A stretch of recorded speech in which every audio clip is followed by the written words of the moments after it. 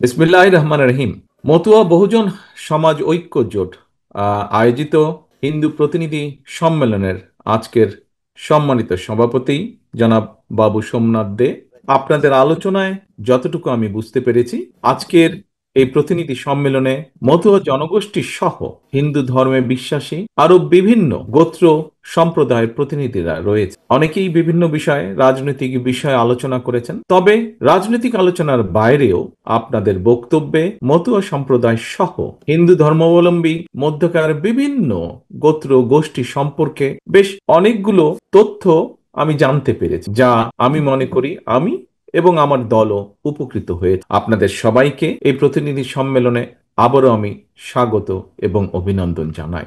প্রিয় সকল উপস্থিতিবৃন্দ, আপনাদের বক্তব্য যারা বক্তব্য রেখেছেন, বিশেষ করে রাজনৈতিক নেতৃত্বের বাইরে যারা বক্তব্য রেখেছেন, আপনাদের বক্তব্য শুনতে শুনতে আমার উপলব্ধিতে একটি বিষয় স্পষ্ট হয়ে উঠেছে বলতে পারি আমি। সেটি হলো, ধর্মীয় বিশ্বাস প্রতিটি ধর্মেই নিজেদের মধ্যে একটি ঐক্য সূত্র হিসেবে কাজ করে। তবে কাজ করলেও নিজ নিজ ধর্মীয় বিধি বিধান জানা মানা বোঝার ক্ষেত্রে গোত্র গোষ্ঠী সম্প্রদায়ের মধ্যে যেমন বিভিন্নতা পরিলক্ষিত হয়, ঠিক একইভাবে ব্যক্তি পরিবার এবং সমাজ জীবনেও ধর্মীয় বিধিবিধান বাস্তবায়নের ক্ষেত্রেও হয়তো কিছুটা ভিন্নতা দেখা যায়। অর্থাৎ একই ধর্মের অনুসারীদের মধ্যেও কিছুটা বৈচিত্র্য বা ভিন্নতা রয়েছে ক্ষেত্র বিশেষে। আমাদের এই দেশে নানা ধর্ম, নানা বর্ণ, গোষ্ঠী, সম্প্রদায়ের জাতি, উপজাতি, অধিবাসী অধিষ্ঠান বা আছেন। নিজ নিজ ধর্মীয় বিশ্বাস এবং সাংস্কৃতিক বৈশিষ্ট্যের কারণে বিভিন্ন জনগোষ্ঠীর আচার অনুষ্ঠানে ভিন্নতা বা বৈচিত্র্যতাও রয়েছে, এবং এই বৈচিত্র্যতার মধ্যেই ঐক্যের বন্ধনই আমাদের রাষ্ট্র এবং সমাজের সাংস্কৃতিক, সামাজিক, রাজনৈতিক সৌন্দর্য। তবে এই বৈচিত্র্যময় সমাজে আমাদের প্রতিটি নাগরিকের মধ্যেই কিন্তু একটি ঐক্যসূত্র রয়েছে। যদি আমরা জিজ্ঞেস করি কি সেই ঐক্যসূত্র, প্রিয় উপস্থিতি, সেই ঐক্যসূত্র হচ্ছে বিএনপির প্রতিষ্ঠাতা, স্বাধীনতার ঘোষকের যুগান্তকারী রাজনৈতিক দর্শন বাংলাদেশী জাতীয়তাবাদ। অর্থাৎ অর্থাৎ আমরা যারা যেই ধর্মই বা জাতি বা গোষ্ঠীরই প্রতিনিধিত্ব করি না কেন, নাগরিক হিসাবে আমাদের সবার প্রথম এবং প্রধান পরিচয় আমরা বাংলাদেশী। যা এরই ভিতরে যে সকল নেতৃবৃন্দ বক্তব্য রেখেছেন, তাদেরও কেউ কেউ এই বিষয়টি তুলে ধরেছেন তাদের বক্তব্যে। একজন বাংলাদেশী হিসাবে, বাংলাদেশের একজন নাগরিক হিসাবে এই বাংলাদেশে আপনার যতটুকু অধিকার, আমারও ঠিক ততটুকুই অধিকার। কারো বেশি কারো কম তা নয়, কিন্তু সমান। আপনার এবং আমার সমান। আমরা যেই ধর্ম, যেই গোষ্ঠীরই হই না কেন। এই প্রসঙ্গে দেশের প্রতিটি ধর্মের, প্রতিটি বর্ণের প্রত্যেক নাগরিকের দৃষ্টি আকর্ষণ করে আমি একটি কথা বলতে চাই, এবং সেটি হলো, রাষ্ট্র ও সমাজের সম্মান এবং নিরাপত্তার সঙ্গে সঙ্গে সগৌরবে চলতে হলে একজন নাগরিকের জন্য নির্দিষ্ট কোনো একটি রাজনৈতিক দলের নেতা বা কর্মীর সমর্থক হওয়া কিন্তু জরুরি নয়। রাজনৈতিক কিংবা অরাজনৈতিক রাষ্ট্রে প্রত্যেক নাগরিকের সমান অধিকার। তবে নাগরিক হিসেবে প্রত্যেকের জন্য অবশ্যই দেশের সংবিধান এবং আইন মেনে চলা সবচাইতে জরুরি বিষয়। উপস্থিত প্রিয় ভাই বোনেরা, বিতাড়িত স্বৈরাচার বা ফ্যাসিবাদের সময়কালে দেশের সবচেয়ে জনসমর্থিত এবং জনপ্রিয় দল হওয়া সত্ত্বেও সারা দেশে আমরা যদি দেখি, বিভিন্ন দলিল দস্তাবেজ দেখি, তাহলে দেখব সারা দেশে শুধুমাত্র বিএনপিরই 50 লক্ষ বা তারও কিছু বেশি নেতাকর্মীর বিরুদ্ধে কমপক্ষে 1.5 লক্ষ মামলা দায়ের করা হয়েছিল। সেদিন 700-র বেশি নেতাকর্মীকে গুম, অপহরণ, খুন করা হয়েছিল। অকারণে রাতের বেলায় আদালত বসিয়ে বিএনপির নেতাকর্মীদের বিরুদ্ধে সেদিন রায় ঘোষণা করা হয়েছে। এবং এসবেরই মূল কারণ কি ছিল? মূল কারণ ছিল দেশে আইনের শাসন ছিল না সেদিন। পলাতক স্বৈরাচারের শাসন আমলে মুসলমান কিংবা হিন্দু, বৌদ্ধ কিংবা খ্রিস্টান, ডান কিংবা বাম, বিশ্বাসী কিংবা অবিশ্বাসী, ভিন্ন দল মতের কেউই সেদিন নিরাপদ ছিল না। 2012 সালে রামু বৌদ্ধ মন্দিরে হামলা, কিংবা 2016 সালে ব্রাহ্মণবাড়িয়ার নাসির নগরে যে হামলা হয়েছিল, সেই হামলা সহ দেশের কোথাও কোনো একটি হামলারও সেদিন বিশ্বাসযোগ্য তদন্ত হয়নি বা বিচার হয়। গত 1.5 দশকে আমি এবং আমার নেতৃবৃন্দ আমরা বিভিন্ন বক্তব্যে দেশের সুশীল সমাজ, সর্বদলীয় এবং সর্বধর্মীয় প্রতিনিধিদের সমন্বয়ে একটি নাগরিক তদন্ত কমিশনের মাধ্যমে বিভিন্ন ধর্মীয় সংখ্যালঘু জনগোষ্ঠীর বাসা বাড়ি কিংবা ধর্মীয় উপাসনায় যে অপরাধ সংগঠিত হয়েছিল, প্রতিটি হামলার নেপথ্য ঘটনা উদ্ঘাটন করে সুষ্ঠু বিচারের দাবি আমরা জানিয়েছি। কিন্তু সে দাবিগুলো একটিও সেভাবে বিচার কমিশন গঠন হয়নি কিংবা বিশ্বাসযোগ্য তদন্ত সেদিন করা হয়নি। প্রিয় মতুয়া সম্প্রদায় তথা হিন্দু ধর্মাবলম্বী ভাই ও বোনেরা, এই কারণেই আমরা বিএনপি মনে করে দেশের ন্যায় বিচার এবং আইনের শাসন ছাড়া সংখ্যা লঘু কিংবা সংখ্যা গুরু আমাদের কারো কোনো পরিচয় কোনো নাগরিকেরই নিরাপত্তার গ্যারান্টি হতে পারে। একমাত্র ন্যায় বিচার এবং আইনের শাসনই দেশের প্রতিটি নাগরিকের নিরাপত্তা।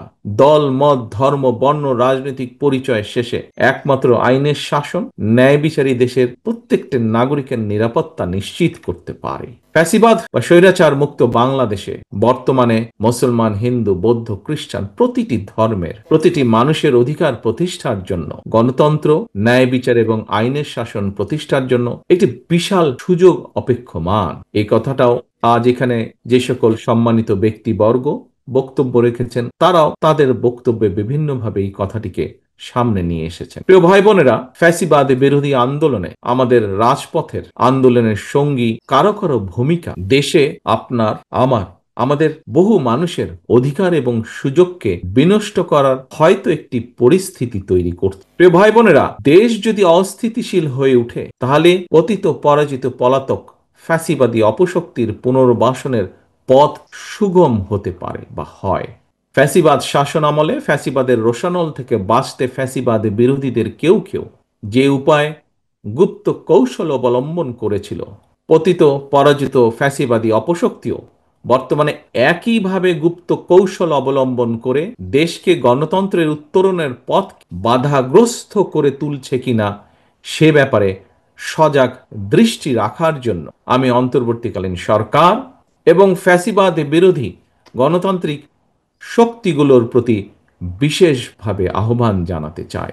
প্রিয় ভাই বোনেরা, প্রিয় উপস্থিতিবৃন্দ, সম্মানিত নেতৃবৃন্দ, 5ই আগস্টের পতিত পরাজিত পলাতক অপশক্তি কোনো দলের আড়ালে গুপ্ত কৌশলে ভূমিকা রেখে যাতে দেশকে অস্থিতিশীল করে তোলার সুযোগ না পায়, গুপ্ত বাহিনীর সেই অপকৌশল থেকে রক্ষা পাওয়ার জন্য অন্যতম প্রধান কৌশল হচ্ছে একটি ফ্যাসিবাদ বিরোধী জাতীয় ঐক্য বজায় এবং বহাল রাখা।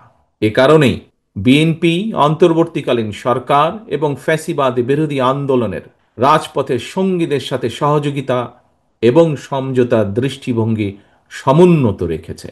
বাংলাদেশের রাজনীতিতে বিএনপি বরাবরই একটি শান্তিকামী সহনশীল গণমুখী রাজনৈতিক দল, গণতান্ত্রিক রাজনৈতিক দল।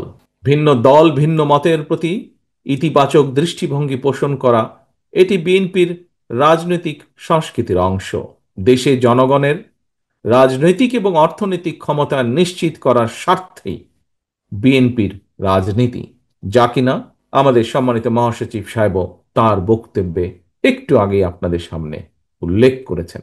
প্রিয় উপস্থিতিবৃন্দ, ফ্যাসিবাদ মুক্ত বাংলাদেশে একটি জনগণের ভোটের মাধ্যমে জনগণের প্রতি দায়বদ্ধ, জনগণের কাছে জবাবদিহিমূলক একটি গণতান্ত্রিক সরকার প্রতিষ্ঠাই বর্তমান অন্তর্বর্তীকালীন সরকারের অন্যতম প্রধান কর্তব্য।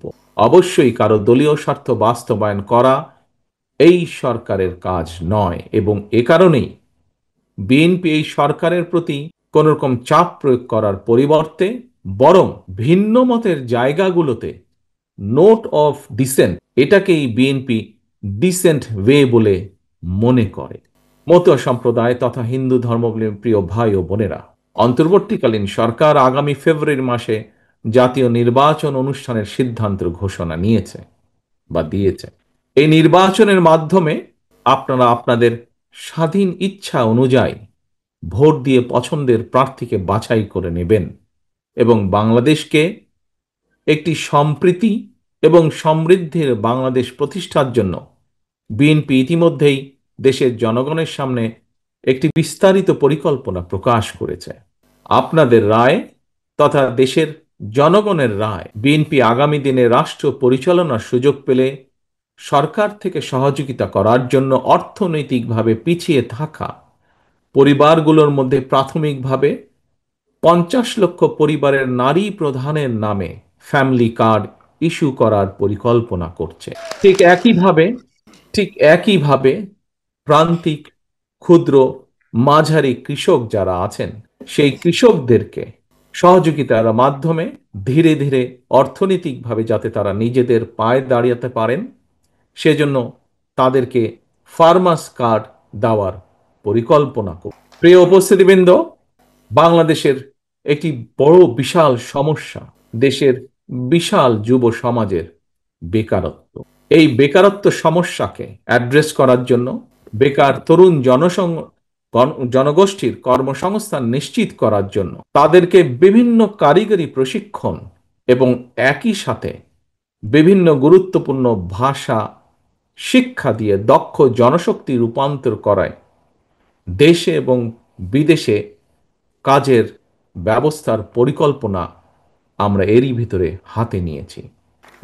সম্মানিত উপস্থিতিবৃন্দ, এসব পরিকল্পনা বাস্তবায়ন করে ধর্ম বর্ণ নির্বিশেষে প্রতিটি বাংলাদেশী নাগরিকের জন্য একটি সম্প্রীতি এবং সমৃদ্ধির বাংলাদেশ প্রতিষ্ঠা করতে আসন্ন জাতীয় নির্বাচনে বিএনপি তথা বাংলাদেশ জাতীয়তাবাদী দল আপনার এবং আপনাদের সকলের, আপনাদের পরিবারের সদস্যদের সমর্থন প্রার্থনা প্রত্যাশা করছে।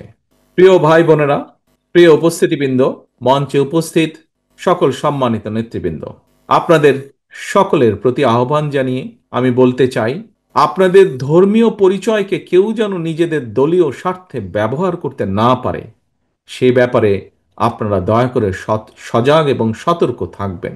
নিজেদেরকে নিজেদেরকে অবশ্যই সংখ্যালঘু ভাববেন না। একজন বাংলাদেশী হিসাবে এই স্বাধীন বাংলাদেশে আপনার, আমার, আমাদের সবার অধিকার সমান, ব্যক্তি কিংবা দলীয় স্বার্থ নয়। বিএনপির কাছে অবশ্যই দেশ এবং জনগণের স্বার্থই সবচেয়ে অগ্রাধিকার। এই জন্যই আমরা একটি কথা বলি, এবং সেই কথাটি হলো, আমার আগে আমরা, আমাদের আগে দেশ, সবার আগে বাংলাদেশ।